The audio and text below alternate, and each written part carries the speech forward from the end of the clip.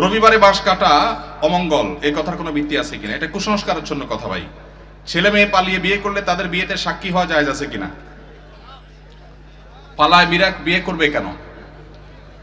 পালায় এত মানুষ চুরি করে, অথবা চুরি করার পরে পালায় যায়, ঠিক না ঠিক?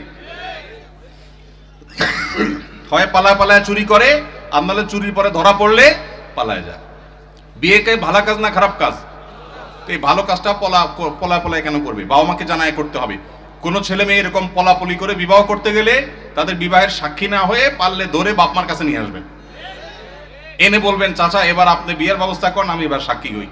আমি পলাপলির বিয়েতে সাক্ষী কেন হতে যাব? এটা বন্ধ হওয়া উচিত। এবং বন্ধু হিসাবে ওই বন্ধুর উপকার করতে চাইলে কোনোভাবে কলা কৌশলে চাচা চাচিকে রাজি করিয়ে বিয়ের ব্যবস্থা করবেন, কিন্তু পলাপলি করে যেন তারা বিয়ে না করে, প্রয়োজন অপেক্ষা করে বাবা মাকে রাজি করার চেষ্টা করে, সেটা তাদেরকে বোঝাবেন। ওয়াকফকৃত না হলে মসজিদে জুমার নামাজ পড়া যাবে কিনা? যদি কোনো মসজিদে ওয়াকফ করা হয়নি, টেম্পোরারি মসজিদ, অন্য কারোর জায়গায় নামাজ পড়া হচ্ছে, তিনি অনুমতি দিয়েছেন, জুমা হবে। ওয়াকফ করা জুমা হওয়ার জন্য শর্ত না, মসজিদের মর্যাদা পাওয়ার জন্য ওয়াকফ করা শর্ত। ইতিকাফের জন্য মসজিদের মর্যাদা পাওয়া শর্ত, ওয়াকফ করা শর্ত। কিন্তু জুমা টেম্পোরারি কোনো জায়গায় কেউ ভাড়া দিয়েছেন বা অনুমতি দিয়েছেন, বা আপনার কোনো ফ্ল্যাটে মসজিদে কোনো বিশেষ পরিস্থিতি যাওয়ার পরিবেশ নাই, অথবা বিদেশে মসজিদ দূরে কোনো শহরে মসজিদ নাই, তখন যে কোনো জায়গায় ওই জায়গার মালিকের অনুমতি থাকলে, বাধা না থাকলে সেখানে জামাতে জুমার নামাজ পড়া যাবে।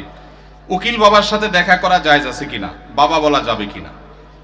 উকিল বাবা হলো 2 নম্বর বাবা। আমাদের সমাজে উকিল বাবার প্রথা অনেক বেশি আছে, আপনাদের এলাকায় আছে? এটা হলো 2 নম্বর বাবা, নকল বাবা। নকল, এই নকল বাবা হওয়াও জায়েজ নাই, এই নকল বাবা বানানো জায়েজ নাই।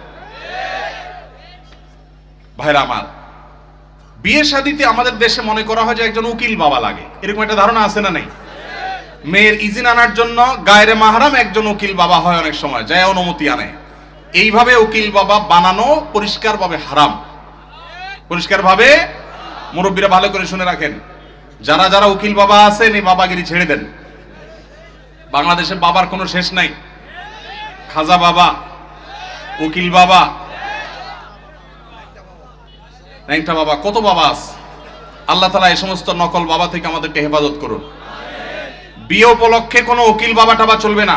নিজের বাবা বেঁচে থাকলে সেই বাবা তিনি নিজের সন্তানের বিয়ে দিবেন, ব্যাস। মেয়ের অনুমতি বাবা আনতে যাবেন।